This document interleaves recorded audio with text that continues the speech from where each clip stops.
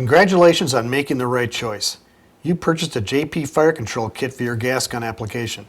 Note that this instructional video is meant to be a supplement and not a substitute for the written instructions, and only for those who are familiar with the AR-15 trigger system.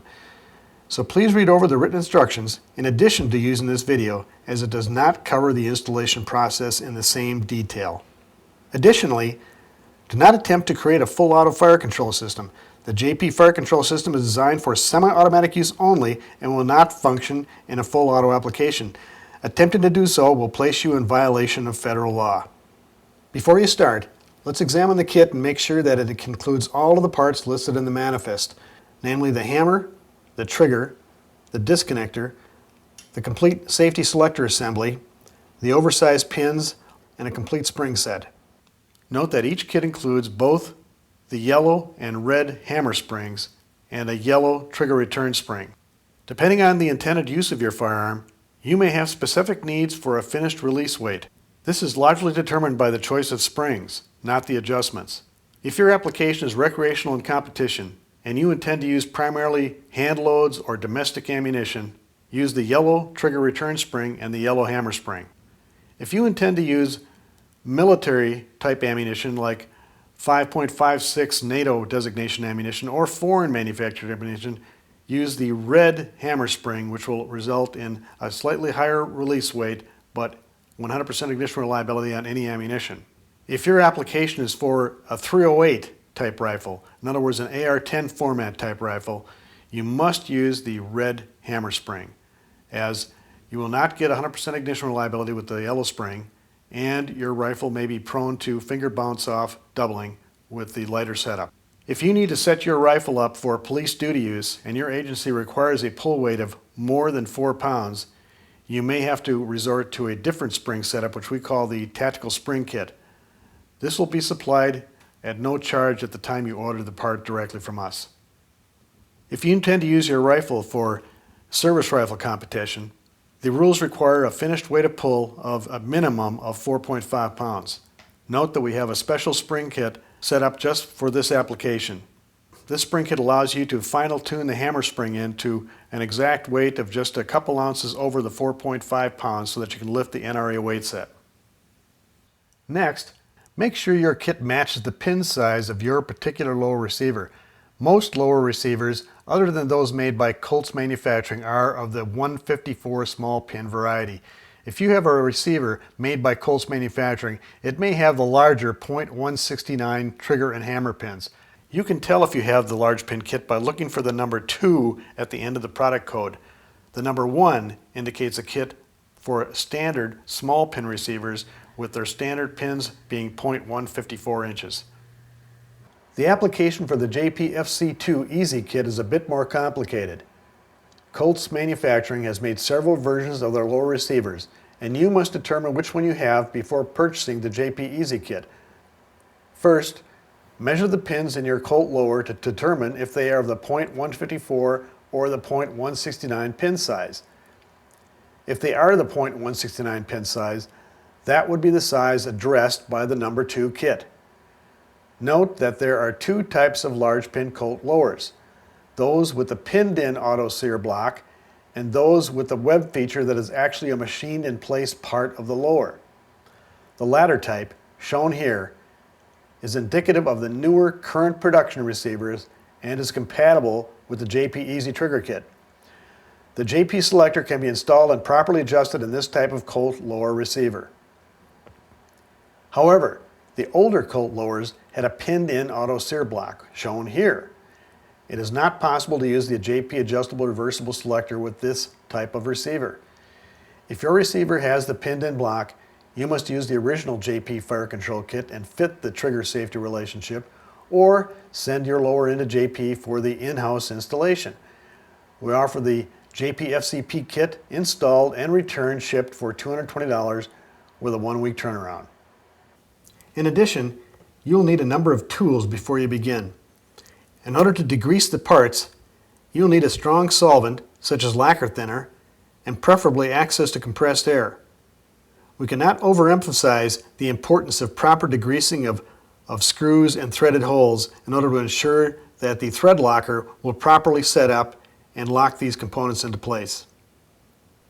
You will also need a padded vise system in order to work on the lower and a plastic mallet with a drift to take out and put pins back in. There are a number of things you can use as a drift, and we recommend using either an old firing pin or the military push pins. Finally, you need a thread locker. We recommend and supply Loctite 263. It is very important that you use the correct thread locking product and understand how to use it. It is meant to finalize adjustments to the fire control system. You should not put thread locker on the adjustment screws until you are ready to finalize that setting. Once you apply it to a set screw, you will have about 20 minutes of working time. Additionally, you should be careful not to apply too much. If it seeps out onto the pins or some other moving part, it could seize up the entire mechanism. Before working on any firearm, it's imperative that you check to make sure it's clear. In case of your rifle, there should be no magazine. Open the action and visually check the chamber to make sure that there's no cartridge in the chamber. Next, remove the takedown pins and separate the upper assembly from the lower assembly. Place your lower receiver in a padded vise so that the trigger pins are easily accessible. Now is a good time to degrease all the parts before you begin the installation. Start with the trigger. You will need to spray the solvent into the threaded collar and then blow the collar out with air until dry. We recommend doing this twice to ensure the part is properly degreased. Then proceed to do the same with the threaded hole in the disconnector, repeating twice as well. The safety drum has to be completely degreased. Make sure to spray solvent into every threaded hole and repeat twice. It is particularly important to degrease all the anti-walk pins, spraying solvent directly into the holes on either end. We recommend repeating the process 3 times. Finally, spray some solvent onto a clean rag or towel and rub each set screw a number of times in the wet towel to degrease them. Before you use the anti-walk pins, you should install a single screw into each pin. Put a small dot of thread locker on one of the Nylox button head screws. Screw this tightly into one of the anti-walk pins. Repeat for the other pin. Now that your parts are ready for installation, remove the old trigger group. Begin by taking the hammer pin out and removing the hammer. Then remove the trigger pin, and finally the trigger and disconnector.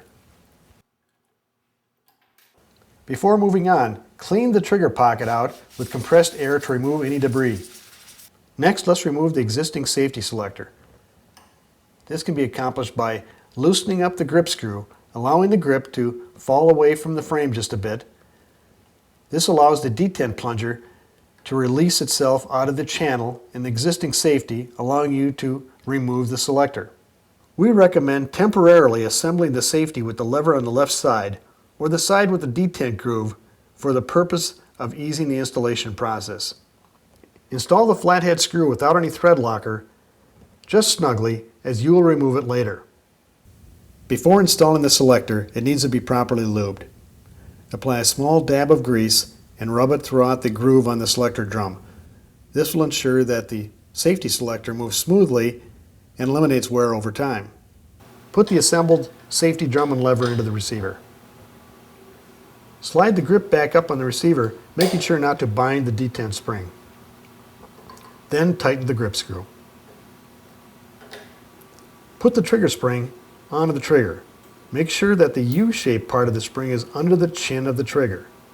Also, make sure that the disconnector spring is seated into the pocket of the trigger. If it is not, put it in now.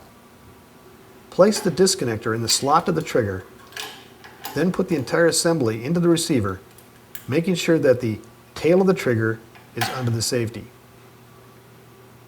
Now, using your slave pin, capture the disconnector in the trigger and assembly in the receiver.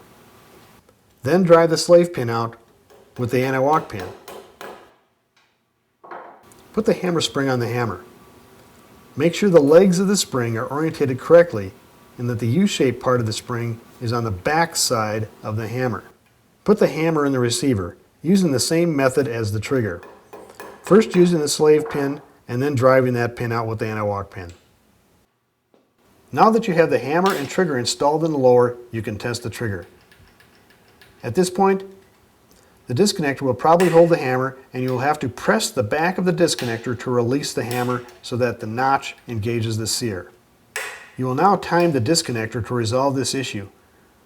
Go through this adjustment a number of times if you're not familiar with it before applying Loctite. If this is not your first installation and you are confident, then apply a small drop of Loctite to the set screw before beginning the adjustment. Put the set screw in the disconnector. Screw it down till it just touches the trigger. Now turn it in another 1.5 turns. Your initial adjustment of 1.5 turns places the disconnector timing window way on the early side. In other words, the disconnector will not retain the hammer. What we're going to do now is back off slowly from that position to find that perfect point at which the disconnector releases the hammer at the very end of the reset travel of the trigger. At that point, you'll notice that there should be just the slightest amount of interference between the hook on the hammer and the tip of the disconnector with the trigger in the forward position.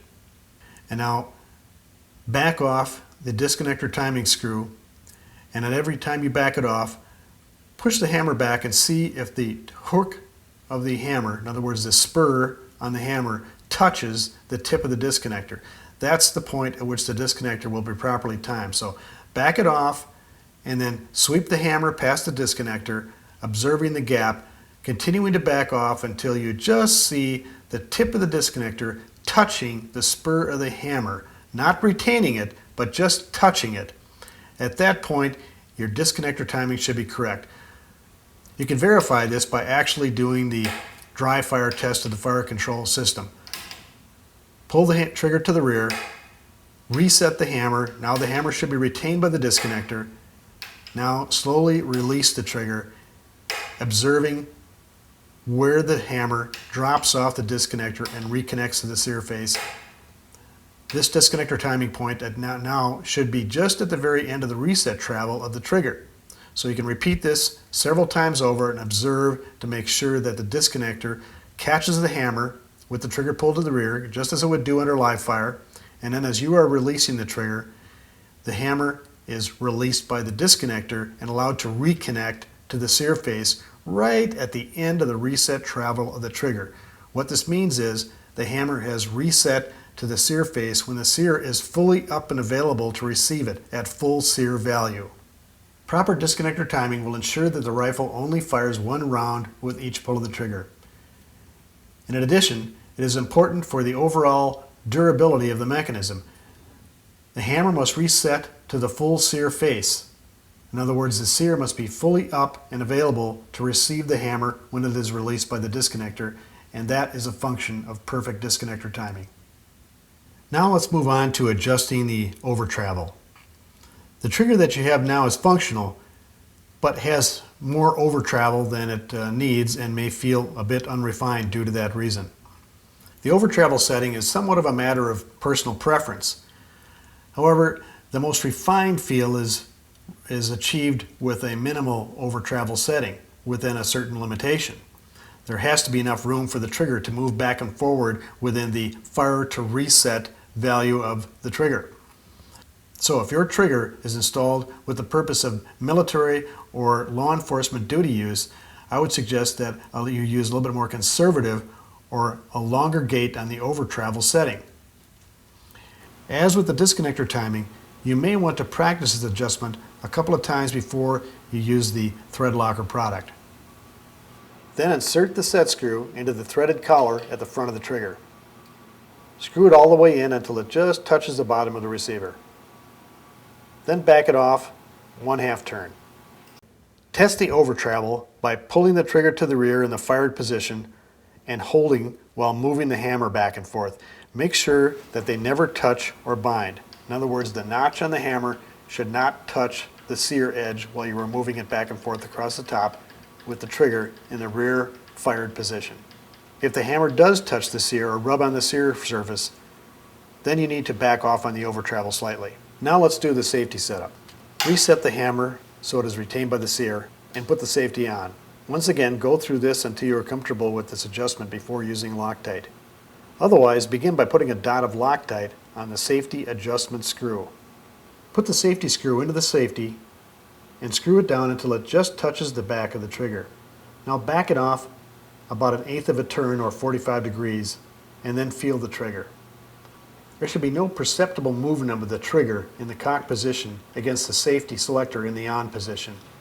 Now rotate the selector into the off and return it to the on position. If you can feel the set screw dragging into the top of the trigger, you still have the setting a bit too tight. You need to back it off.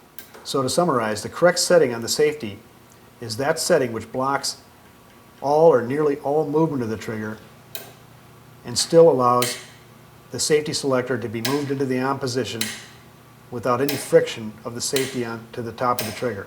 If you're satisfied with the safety setup, now install the locking set screw, which is brass, into the safety.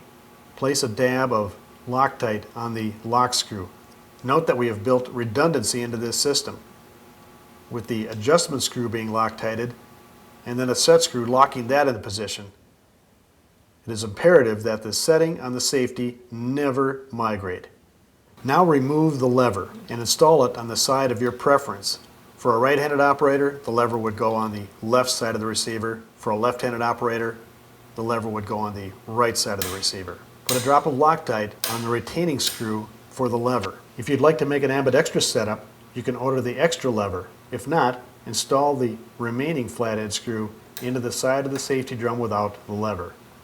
Now let's finish up by installing the button head screws and the anti-walk pins. Put a small dot of Loctite on each, wiping off the excess. Screw them into the pins using 2 Allen wrenches to make sure that the screws are completely tight. Make sure not to use too much Loctite in this step, as it is easy for some of it to get stuck in the pinholes of the receiver and bind the trigger mechanism up. One final step is proper lubrication.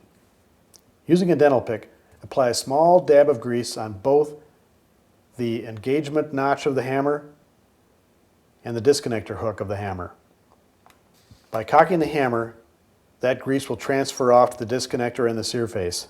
The trigger installation is now complete, and you can reassemble your lower and upper receiver halves.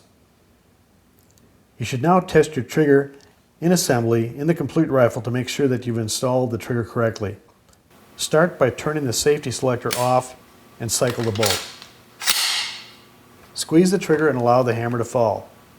And while still squeezing the trigger, cycle the bolt. Release the trigger now and listen for the click of the reset